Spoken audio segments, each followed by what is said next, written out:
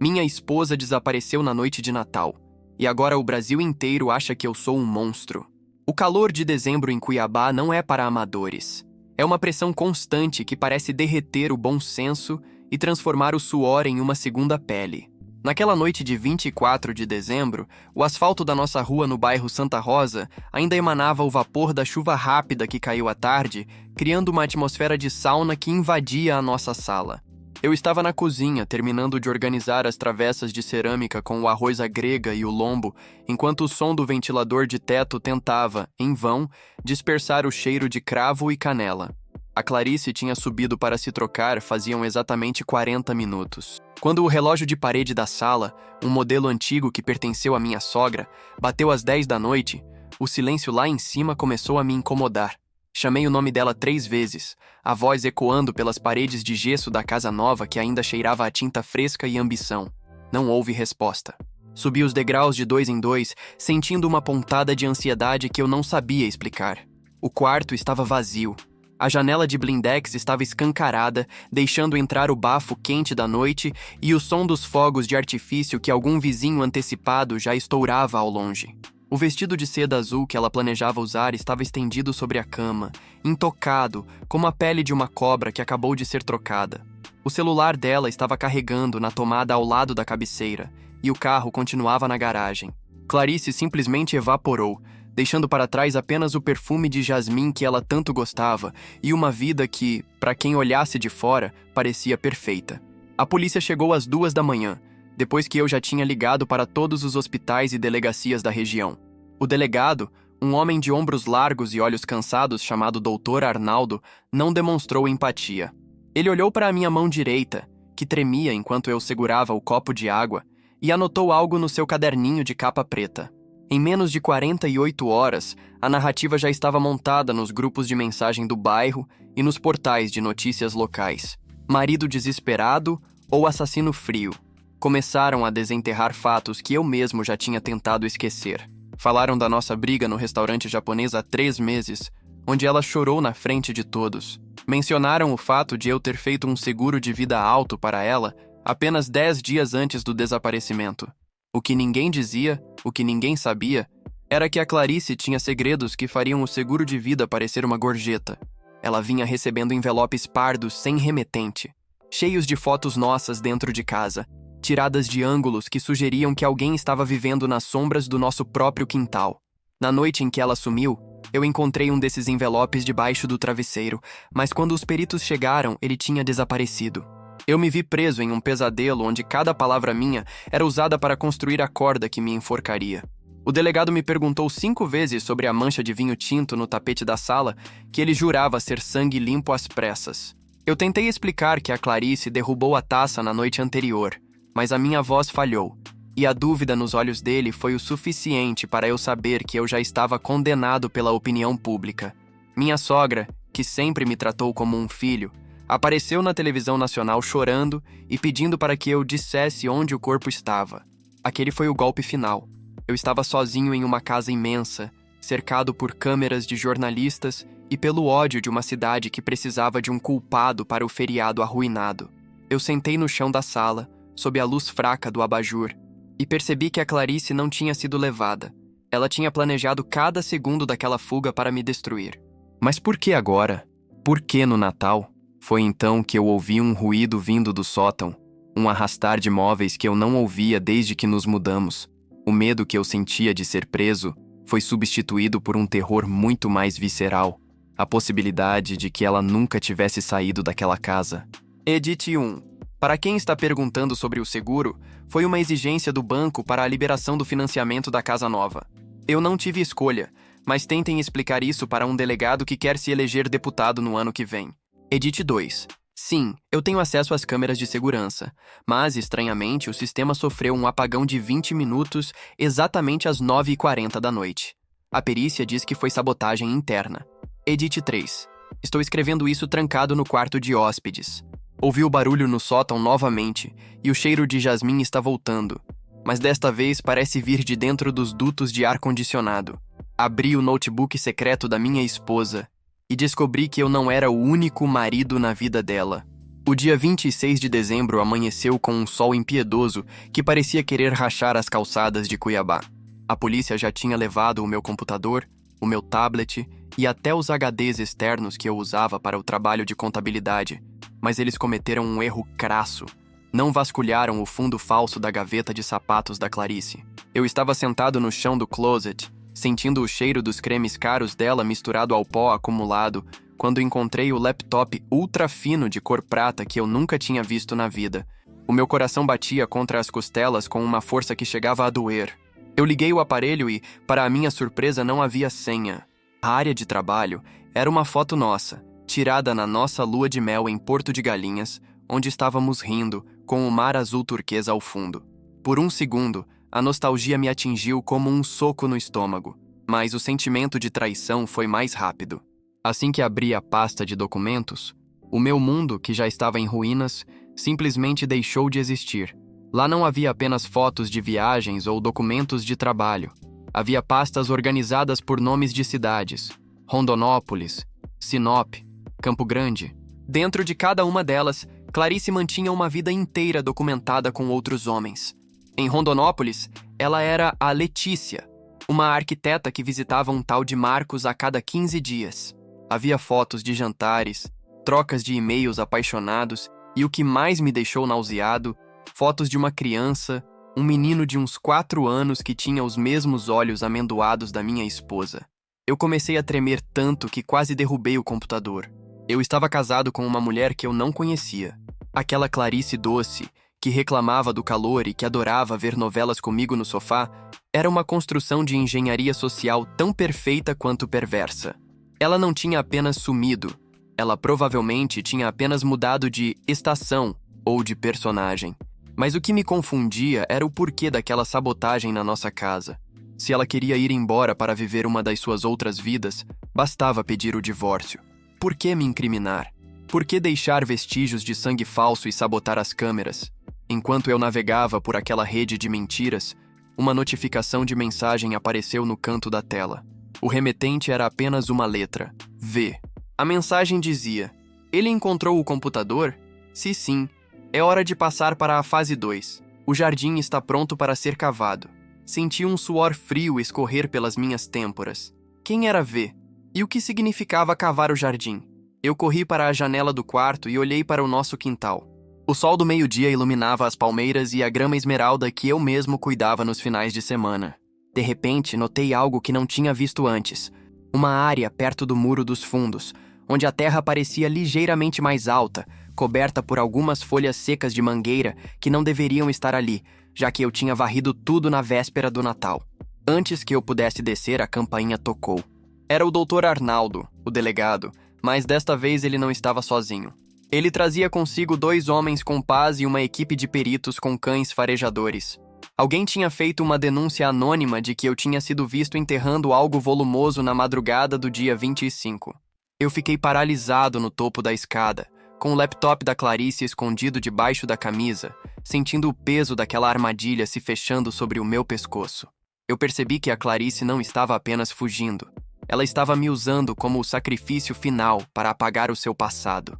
Se a polícia encontrasse algo naquele jardim, não importaria se eu era inocente ou não. A narrativa já estava escrita com o meu sangue. Eu precisava agir rápido, mas o som dos cães latindo no quintal me dizia que o tempo das explicações tinha acabado e o tempo da sobrevivência tinha começado. Eu escondi o laptop atrás da caixa de água no sótão, aquele mesmo sótão onde ouvi o barulho na noite anterior, e desci para abrir a porta tentando manter a face de um homem que não tinha nada a esconder, enquanto por dentro eu já estava enterrado 7 palmos abaixo do chão daquela casa maldita. Edite 1. O Marcos de Rondonópolis existe. Acabei de ver o perfil dele em uma rede social. Ele postou uma foto ontem dizendo que a esposa Letícia finalmente voltou de uma longa viagem de trabalho. Eu estou em choque. Edite 2. Sim, eu tenho um advogado, mas ele me aconselhou a não falar sobre o laptop agora, porque isso poderia sugerir que eu sabia das traições e que isso seria o motivo para eu ter cometido um crime passional. Edite 3. A polícia começou a cavar. O barulho das pás batendo na terra seca é a coisa mais aterrorizante que já ouvi. Eu juro que não coloquei nada ali, mas depois de ver aquele computador, eu não duvido de mais nada que possa sair debaixo daquela grama. A polícia cavou o meu quintal e o que eles retiraram da terra mudou o meu status de suspeito para condenado. O som do metal cortando a terra seca do cerrado ecoava como batidas de um relógio, que contava os segundos para o fim da minha liberdade. Eu estava parado na varanda, sob o sol de 40 graus de Cuiabá, sendo vigiado por um investigador que não tirava a mão do coldre nem por um segundo. O doutor Arnaldo caminhava de um lado para o outro no jardim, coordenando a escavação com uma frieza que me fazia sentir como se eu já estivesse atrás das grades. Quando a pá de um dos peritos bateu em algo que não era pedra nem raiz, o som foi diferente. Foi um baque abafado, o som de plástico sendo atingido.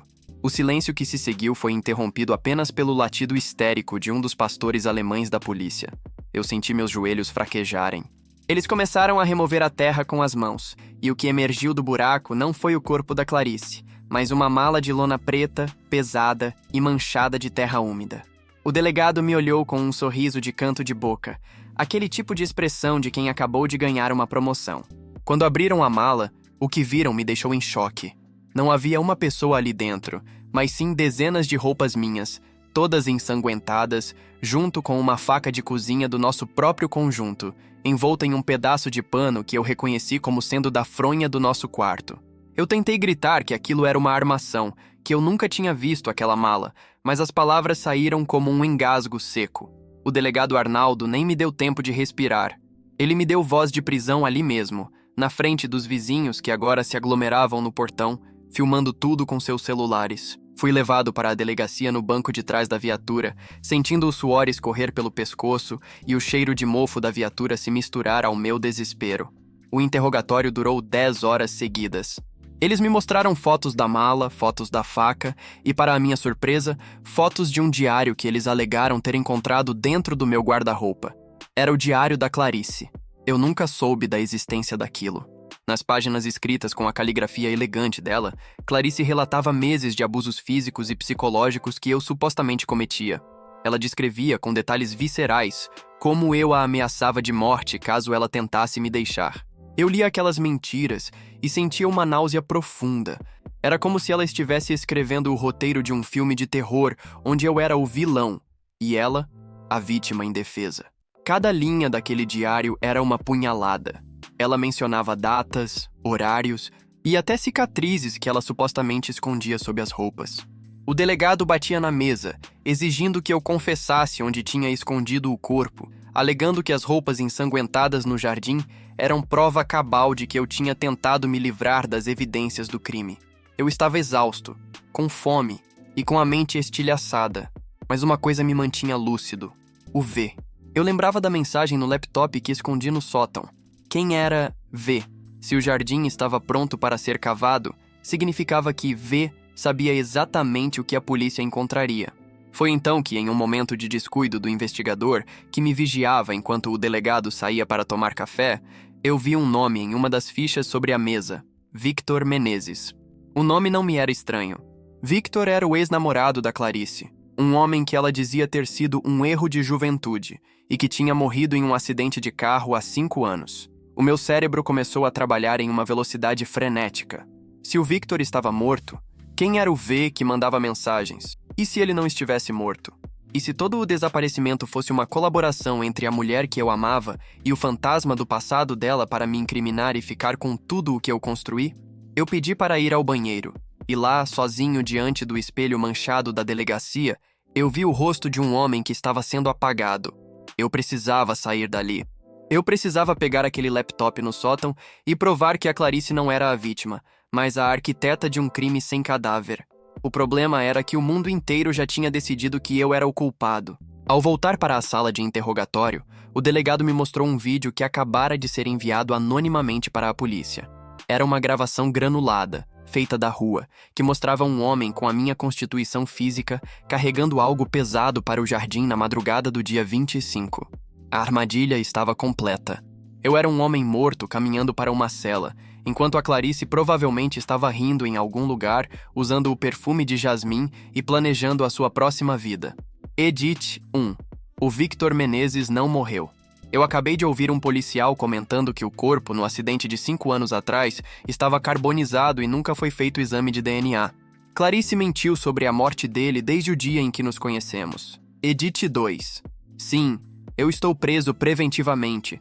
Meu advogado está tentando um habeas corpus, mas com aquele vídeo e as roupas ensanguentadas, o juiz dificilmente vai ceder. Eu preciso de alguém que vá até o sótão da minha casa. Edit 3. O delegado Arnaldo parece ter uma fixação pessoal com esse caso. Descobri que ele é primo de um dos maridos da Clarice em Sinop. A rede de manipulação dela chega a lugares que eu nunca imaginei. A gente que me viu chorar se tornou minha única esperança. E o que ela achou no meu sótão mudou tudo.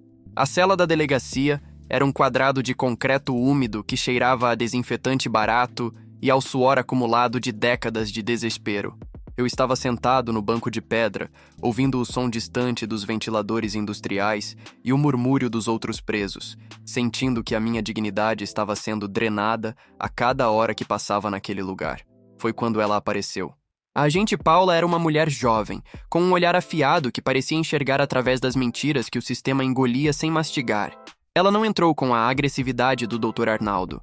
Ela entrou com um copo de café de plástico e um silêncio que me deu espaço para respirar. Paula tinha sido a responsável por catalogar os pertences da Clarice no dia da busca e, segundo ela, algo não fechava. Ela me olhou fixamente e disse que as roupas ensanguentadas encontradas no jardim tinham um cheiro forte de amaciante. Um detalhe pequeno, mas absurdo para algo que deveria estar empapado de sangue seco e enterrado sob a terra.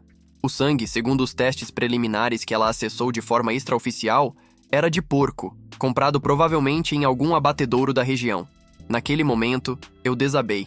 Eu contei tudo para ela. O laptop no sótão, o nome de Victor Menezes e a mensagem de V. Eu implorei para que ela fosse até a minha casa, que agora estava selada com fita amarela da perícia, e recuperasse o computador antes que o delegado decidisse fazer uma limpeza completa nas evidências. Paula hesitou. Mas a dúvida sobre a conduta do seu superior, o Dr. Arnaldo, parecia ser uma ferida aberta na sua carreira. Ela saiu da delegacia à paisana, aproveitando a troca de turno da madrugada, enquanto eu ficava ali contando os segundos e ouvindo o meu próprio coração martelar contra o peito. As horas que se seguiram foram as mais longas da minha vida. Eu imaginava a Clarice em algum hotel de beira de estrada, assistindo ao circo mediático que ela mesma criou, rindo da minha cara de otário. Eu imaginava o tal Victor, o homem que deveria estar morto, movendo as peças desse tabuleiro com uma precisão cirúrgica. Por volta das 4 da manhã, Paula voltou. Ela estava pálida, com a farda levemente suja de poeira e teias de aranha. Ela não disse nada, apenas me mostrou a tela do meu próprio celular, que ela tinha conseguido conectar ao laptop que recuperou do sótão. No laptop, ela não encontrou apenas as pastas de Rondonópolis ou Sinop. Ela encontrou um software de espionagem ativa. A Clarice não estava apenas me traindo. Ela estava gravando cada conversa minha, cada passo meu dentro de casa há mais de 2 anos. Mas o que a Paula achou escondido no sótão foi muito pior do que um computador. Atrás de uma viga de sustentação, onde eu tinha ouvido o barulho naquela primeira noite, havia um pequeno alojamento improvisado. Um colchão fino, embalagens de comida pronta e um binóculo. Alguém esteve morando no sótão da nossa casa durante toda a semana do Natal. O barulho que eu ouvi não era a Clarice saindo. Era o Victor entrando ou saindo do seu esconderijo. O suposto V estava dentro da minha casa enquanto eu decorava a árvore, enquanto eu temperava o lombo, enquanto eu esperava a minha esposa descer para a ceia. A revelação me causou um calafrio que me fez vomitar no canto da cela. Eles tinham transformado o meu lar em uma sala de teatro onde eu era o único espectador que não conhecia o roteiro. Paula me mostrou então um vídeo que ela extraiu do laptop. Uma conversa gravada entre Clarice e Victor, 10 dias antes do desaparecimento. No vídeo, eles discutiam abertamente como iriam forjar a morte dela e como o seguro de vida seria apenas o bônus para o sofrimento que eu passaria. Clarice dizia, com uma voz que eu nunca reconheci, que eu era previsível demais e que a minha cara de desespero seria a melhor prova para o júri. Eu estava com a prova da minha inocência nas mãos, mas a Paula me avisou.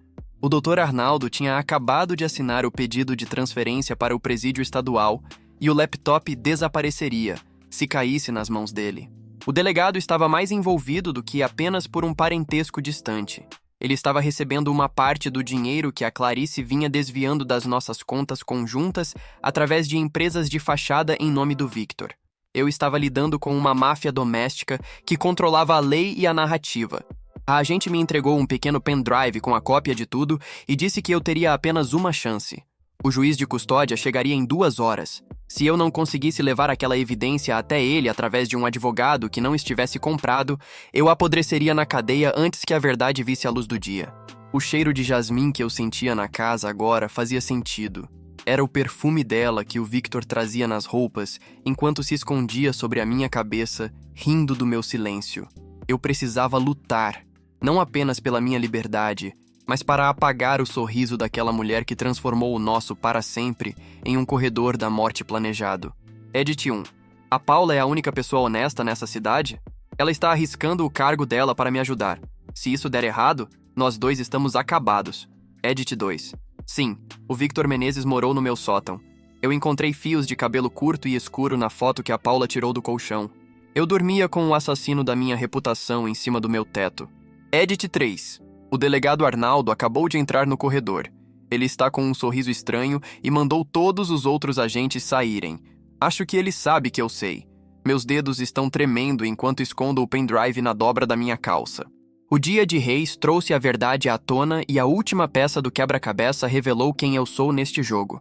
O sol do dia 6 de janeiro nasceu com uma luz amarelada e doente, cortando as grades da cela e iluminando as partículas de poeira que dançavam no ar pesado da delegacia. O delegado Arnaldo entrou no corredor com o barulho metálico de quem carrega as chaves do destino de alguém. Ele me olhou com um desprezo que, agora eu sabia, era puramente financeiro. O pendrive queimava contra a minha pele, escondido na costura interna da minha calça, enquanto eu era escoltado para a sala de audiências. O caminho parecia um corredor da morte, mas a minha mente estava em um estado de clareza absoluta que eu nunca experimentei antes. Quando entramos na sala de custódia, o juiz, um homem de cabelos brancos e olhar severo chamado Dr. Castelo, já estava sentado atrás da bancada de madeira escura. O meu advogado, um sujeito que eu contratei às pressas e que parecia mais interessado no próprio relógio de ouro do que no meu caso, começou a falar frases feitas sobre a minha conduta ilibada. Foi nesse momento que eu pedi a palavra. O delegado Arnaldo tentou me interromper, alegando que eu não tinha esse direito, mas o juiz, percebendo a tensão elétrica no ar, me deu 5 minutos. Eu não usei o tempo para chorar ou implorar. Eu olhei diretamente para o Dr. Castelo e entreguei o pendrive que a agente Paula tinha me passado. O delegado ficou pálido, a cor fugindo do seu rosto como se ele tivesse visto um fantasma, e de certa forma, ele viu. Quando os vídeos de Clarice e Victor começaram a rodar no monitor da sala, o silêncio foi tão profundo que era possível ouvir o som do ar-condicionado estalando. A voz da minha esposa, fria e calculista, detalhando como o delegado Arnaldo receberia 20% do seguro de vida para garantir que as evidências no jardim fossem incontestáveis, preencheu o ambiente. O juiz Castelo não disse uma palavra até que o vídeo terminasse. Ele olhou para o delegado, depois para mim, e ordenou que a Polícia Federal fosse acionada imediatamente. A casa tinha caído, mas não para mim. O circo que a Clarice montou com tanto esmero estava sendo desmontado peça por peça diante dos olhos da justiça que ela achou que poderia comprar. A Polícia Federal localizou a Clarice e o Victor em menos de 3 horas. Eles não estavam longe. Estavam em uma pousada de luxo na Chapada dos Guimarães, usando nomes falsos e comemorando o que eles achavam ser o sucesso do crime perfeito. Quando as fotos da prisão dela saíram nos jornais, ela não estava com aquele perfume de jasmim ou com o olhar doce. Ela estava algemada, com o rosto inchado e uma expressão de fúria que revelava a sua verdadeira natureza. O Victor, o homem morto, estava ao lado dela, tentando esconder o rosto das câmeras. O esquema de desvio de dinheiro das contas conjuntas e as outras famílias que ela mantinha pelo Mato Grosso e Mato Grosso do Sul foram expostos em uma reportagem especial que durou a noite inteira. O Brasil, que antes me chamava de monstro, agora me via como o mártir de uma mente psicopata. Mas a história não termina com a minha liberdade e com a prisão deles.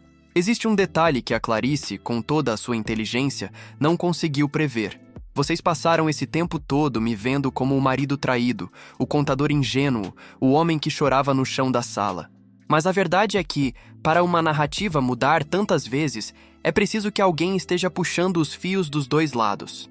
Eu sou Ricardo, mas não sou apenas o marido da Clarice. Antes de me casar com ela, eu trabalhava na inteligência financeira da Receita Federal. Eu sabia que a Clarice tinha outras vidas desde o segundo mês do nosso casamento. Eu deixei que ela acreditasse que estava me enganando. Eu deixei que ela instalasse o software de espionagem. Eu deixei que o Victor se escondesse no sótão. Eu até deixei a escada destrancada para ele. Eu precisava que eles tentassem me incriminar de forma tão absurda que a investigação acabasse revelando não apenas o sumiço dela, mas toda a rede de corrupção que envolvia o delegado Arnaldo e os desvios de verbas que eles faziam há anos. Eu usei o meu próprio sofrimento como isca para pegar peixes muito maiores. A mala no jardim? Eu sabia que ela estava lá. As roupas ensanguentadas? Eu as vi serem colocadas através de uma microcâmera que eu instalei dentro de um sensor de fumaça que o Victor nunca percebeu. A Clarice achou que estava escrevendo um diário de abusos para me destruir, mas ela esqueceu que, para um crime ser perfeito, o vilão não pode ser mais esperto que a vítima.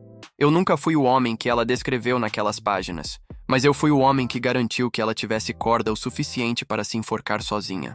Hoje, enquanto olho para o pôr do sol de Cuiabá da varanda da minha casa, agora silenciosa e livre do cheiro de jasmim, eu sinto apenas a satisfação do trabalho concluído.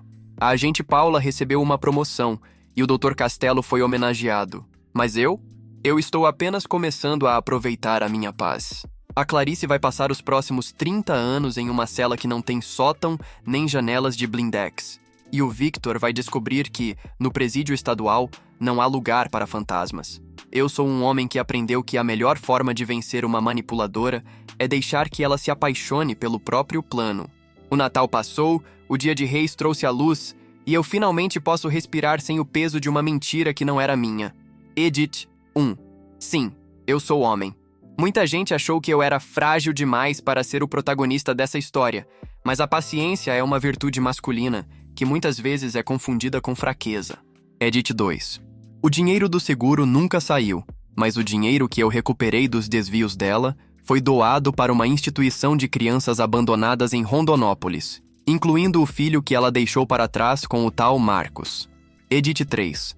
Para quem pergunta se eu ainda a amo, eu amei a Clarice que ela fingia ser.